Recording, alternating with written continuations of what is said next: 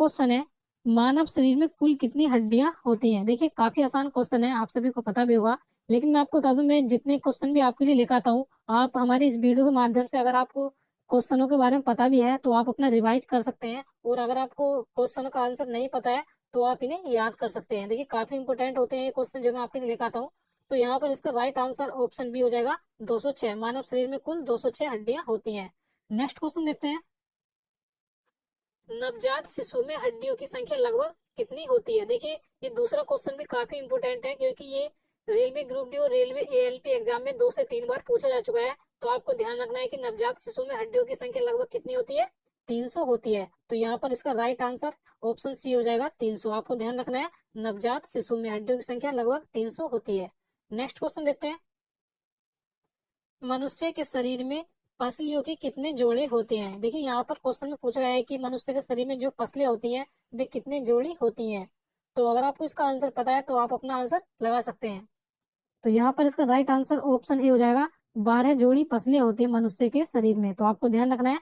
तो चलिए next question देखते हैं, शरीर की सर्वाधिक प्रबल अस्थि होती है। देखिए इस क्वेश्चन में आपको बताना है कि जो शरीर की सबसे मजबूत हड्डी या अस्थि कौन सी होती है। तो ये क्वेश्चन में काफी इंपोर्टेंट है, अगर आपको पता है तो आप इसका भी आंसर लगा सकते हैं। तो इसका राइट आंसर ऑप्शन बी हो जाएगा, जबड़े में। जबड़े में शरीर की सर्वाधिक मजबूत हड्डी होती है। देखिए मैं आपको इसके बारे में बता दूं, जो जबड़े में हड्डी होती है तो ये लगभग 280 किलो वजन इसे सहन कर सकती है, यानी कि 280 किलो का वजन सहन कर सकती है। ये इतनी मजबूत होती है। तो आपको ध्यान रखना है। चलिए अगला क्वेश्चन देखते हैं, क्वेश्चन नंबर 5 है, मानव शरीर की सबसे छोटी हड्डी है। तो यहाँ पर इसका राइट आंसर ऑप्शन सी हो जाएगा, स्टेपिस। मानव शरीर की सबसे छोटी हड्डी होती है। देखिए आपको मैं इसके बारे में और पॉइंट बता दूं जहाँ से क्वेश्चन अधिकतर पूछे जाते हैं। आपको ध्यान रखना है कि मानव शरीर की सबसे छोटी हड्डी यानी कि स्टेपिस की लंबाई कितनी होती है, 11 इंच होती है। आपको ध्यान रखना है। और अगर हम सेंटीमीटर में बात करें, सेंटीमीटर में 28 सेंटीमीटर होती है। तो आपको सेंटीमीटर और इंच इन दोनों में इसकी लंबाई याद रखनी है, क्योंकि एग्जाम में कुछ भी पूछा जा सकता है। तो देखिए आगे अगर हम इसकी बात करें कि ये हड्डी कहाँ पाई जाती है, तो आपको पता होगा ये हड्डी कान में पाई जाती है। और कान से रिलेटेड एक क्वेश्चन और एग्जाम में पूछा जाता है ज्यादातर, कि कान में कुल कितनी हड्डियां होती हैं। तो आपको ध्यान रखना है, कान में कुल 6 हड्डियां होती हैं, यानी कि एक कान में 3 हड्डियां पाई जाती हैं, दोनों कानों में 6 हड्डियां होती हैं। तो आपको ध्यान रखना है। चलिए नेक्स्ट क्वेश्चन देखते हैं, मानव शरीर की सबसे लंबी हड्डी है। अगर आपको इसका आंसर पता है तो आप इसका भी आंसर लगा सकते हैं। तो इसका राइट आंसर ऑप्शन डी हो जाएगा, फीमर। मानव शरीर की सबसे लंबी हड्डी होती है। और अगर हम बात करें कि ये हड्डी कहाँ पाई जाती है, तो जांग में ये हड्डी पाई जाती है। आपको ध्यान रखना है। चलिए नेक्स्ट क्वेश्चन देखते हैं, ह्यूमरस अस्थि कहाँ पाई जाती है। आपको बताना है कि ये जो अस्थि हड्डी होती है ह्यूमरस, ये मानव शरीर के किस अंग में पाई जाती है। तो यहाँ पर इसका राइट आंसर ऑप्शन सी हो जाएगा, ऊपरी भुजा। देखिए जो हाथ होता है, तो हाथ की जो ऊपरी भुजा होती है वहां पर ह्यूमरस अस्थि पाई जाती है। अगला क्वेश्चन देखते हैं, टीबिया नामक हड्डी किसमें पाई जाती है। तो इसका राइट आंसर ऑप्शन बी हो जाएगा, टांग। टांग में पाई जाती है टीबिया नामक हड्डी। आपको ध्यान रखना है। चलिए अगला क्वेश्चन देखते हैं, क्वेश्चन नंबर 9 है, धातु तथा हड्डियों में पाए जाने वाला तत्व है। आपको 4 ऑप्शन दिए गए हैं, अगर आपको इसका आंसर पता है तो आप अपना आंसर लगा सकते हैं। तो इसका राइट आंसर ऑप्शन सी हो जाएगा, कैल्शियम व फास्फोरस धातु तथा हड्डियों में पाया जाता है। ये वेरी इंपोर्टेंट है, ये क्वेश्चन कई बार एग्जाम में पूछा गया है, तो आपको ध्यान रखना है। चलिए नेक्स्ट क्वेश्चन देखते हैं, वृद्धावस्था में मनुष्य की हड्डियां क्यों कमजोर हो जाती हैं। यानी कि बुढ़ापा आने पर मानव शरीर की सभी हड्डियां कमजोर पड़ जाती हैं। तो इसका रीजन बताना है किस कारण से हो जाती हैं। तो इसका राइट आंसर ऑप्शन सी हो जाएगा, कैल्शियम की कमी के कारण बुढ़ापा आने पर मानव शरीर की हड्डियां कमजोर हो जाती हैं। तो आपको ध्यान रखना है। चलिए अगला क्वेश्चन देखते हैं, अस्थि में कौन सा लवण सर्वाधिक मात्रा में होता है। देखिए आपको बताना है कि अस्थि यानी कि हड्डी में कौन सा लवण पूछा गया है यहाँ पर, ना कि तत्व। अगर आपसे तत्व पूछा जाता है, मैं आपको पहले बता चुका हूँ, फास्फोरस और कैल्शियम पाया जाता है। और यहाँ पर लवण पूछा गया है, तो इसका राइट आंसर ऑप्शन ए हो जाएगा, कैल्शियम फास्फेट पाया जाता है। तो आपको ध्यान रखना है। चलिए नेक्स्ट क्वेश्चन देखते हैं, अस्थियों एवं पेशियों को आपस में जोड़ता है। देखिए काफी अच्छा क्वेश्चन है ये। तो यहाँ पर इसका राइट आंसर ऑप्शन बी हो जाएगा, टेंडन। देखिए ये जो टेंडन होता है, ये अस्थियों और पेशियों को आपस में जोड़ने का कार्य करता है। तो आपको ध्यान रखना है, काफी इंपोर्टेंट क्वेश्चन है ये भी। चलिए अगला क्वेश्चन देखते हैं, मनुष्य के जीवन काल में कितने दांत 2 बार विकसित होते हैं? तो अगर आपको इसका आंसर पता है तो आप इसका भी आंसर लगा सकते हैं। तो इसका राइट आंसर ऑप्शन बी हो जाए, सॉरी सी हो जाएगा 20। 20 दांत मनुष्य के जीवन में 2 बार विकसित होते हैं, यानी कि 2 बार जमते हैं। तो आपको ध्यान रखना है। चलिए अगला क्वेश्चन देखते हैं। मानव शरीर में पाचन का अधिकांश भाग किस अंग में संपन्न होता है? देखिए इस क्वेश्चन में पूछा गया है कि भोजन का जो सर्वाधिक पाचन होता है वह शरीर के किस अंग में होता है?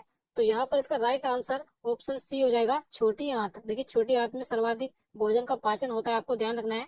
तो देखिए आपको एक पॉइंट और ध्यान रखना है कि छोटी आंत की जो लंबाई होती है लगभग 6 से 7 मीटर इसकी लंबाई होती है। तो आपको ध्यान रखना है। चलिए नेक्स्ट क्वेश्चन देखते हैं। क्वेश्चन नंबर 15 है, शरीर के लिए एंजाइम आवश्यक होते हैं क्योंकि? तो इस क्वेश्चन में बताना है कि क्यों होते हैं एंजाइम हमारे शरीर के लिए आवश्यक। तो यहाँ पर इसका राइट आंसर ऑप्शन डी हो जाएगा, यह जीव रासायनिक क्रियाओं के उत्प्रेरक है, इसीलिए ये हमारे शरीर के लिए आवश्यक होते हैं। चलिए नेक्स्ट क्वेश्चन देखते हैं। दूध प्रोटीन को पचाने वाला एंजाइम है। इस क्वेश्चन में पूछा है कि जो दूध में प्रोटीन होता है उसको पचाने वाला एंजाइम कौन सा है? तो यहाँ पर इसका सही आंसर ऑप्शन सी हो जाएगा, रेनिन। तो आपको ध्यान रखना है, ये भी काफी इंपॉर्टेंट है। चलिए नेक्स्ट क्वेश्चन देखते हैं। लार में कौन सा एंजाइम पाया जाता है? तो यहाँ पर इसका सही आंसर ऑप्शन बी हो जाएगा, टाइलिन नामक एंजाइम पाया जाता है जो हमारे मुख में लार होती है। तो आपको ध्यान रखना है। देखिए मैं आपको पिछले क्वेश्चन में एक पॉइंट बताना भूल गया, दूध में जो प्रोटीन पाया जाता है, तो आपको ध्यान रखना है दूध में केसीन नामक प्रोटीन पाया जाता है। तो ये क्वेश्चन में कई बार एग्जाम में पूछा जाता है कि दूध में कौन सा प्रोटीन पाया जाता है, तो आपको ध्यान रखना है केसीन नामक प्रोटीन पाया जाता है दूध में। चलिए अगला क्वेश्चन देखते हैं। क्वेश्चन नंबर 18 है, लार किसके पाचन में सहायक होती है? तो ये स्टार्च के पाचन में सहायक होती है, तो इसलिए यहाँ पर इसका सही आंसर ऑप्शन बी हो जाएगा, स्टार्च। अगला क्वेश्चन देखते हैं। पित्त निम्न में से किसके द्वारा पैदा किया जाता है? देखिए ये क्वेश्चन कई बार एग्जाम में पूछा जाता है और आपसे आने वाले एग्जाम में कभी भी पूछा जा सकता है। तो यहाँ पर पूछा गया है कि पित्त किसके द्वारा पैदा किया जाता है या पित्त कहाँ से स्त्रावित होता है। तो इस प्रकार के दो क्वेश्चन पूछे जाते हैं, स्त्रावित ही पूछ लिया जाता है। तो आपको ध्यान रखना है कहाँ से स्त्रावित होता है, ये यकृत से स्त्रावित होता है, यानी कि यकृत से पैदा होता है। तो आपको ध्यान रखना है। तो अगला क्वेश्चन देखते हैं।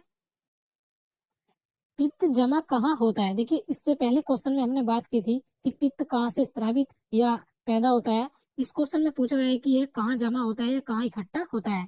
तो ये पित्ताशय में जमा होता है, तो यहाँ पर इसका सही आंसर ऑप्शन ए हो जाएगा, पित्ताशय में। तो आपको ध्यान रखना है। तो अगला क्वेश्चन देखते हैं। मानव हृदय में कितने कोष्ठक होते हैं? तो आपको बताना है कि मानव हृदय में कितने कोष्ठक यानी कि चैम्बर होते हैं। तो 4 चैम्बर होते हैं, तो यहाँ पर इसका सही आंसर ऑप्शन सी हो जाएगा, 4। अगला क्वेश्चन देखते हैं।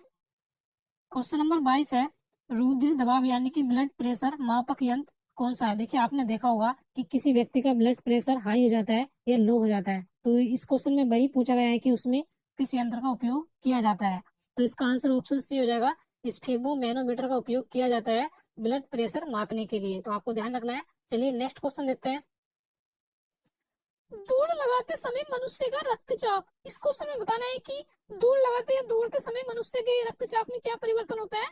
तो रक्तचाप हमेशा बढ़ जाता है दौड़ते समय, तो इसलिए यहाँ पर इसका सही आंसर ऑप्शन ए हो जाएगा, बढ़ जाता है। नेक्स्ट क्वेश्चन है, मानव शरीर का रक्त बैंक यानी कि ब्लड बैंक किसे कहा जाता है? तो यहाँ पर इसका सही आंसर ऑप्शन ए हो जाएगा, प्लिया, यानी तिल्ली भी बोला जाता है। आपको ये दोनों नाम ध्यान रखने हैं। आपसे एग्जाम में प्लिया ना देकर आपको तिल्ली भी दे सकता है, तो इसलिए आपको दोनों नाम याद रखने हैं, प्लिया या तिल्ली को मानव शरीर का रक्त बैंक या ब्लड बैंक कहा जाता है। नेक्स्ट क्वेश्चन देखते हैं। रक्त का लाल रंग निम्न में से किसके कारण होता है? आपको बताना है कि रक्त यानी कि ब्लड का लाल रंग किसके कारण होता है। तो इसका सही आंसर ऑप्शन बी हो जाएगा, हीमोग्लोबिन के कारण हमारे शरीर में रक्त का लाल रंग होता है। तो चलिए दोस्तों आज के लिए इतना ही।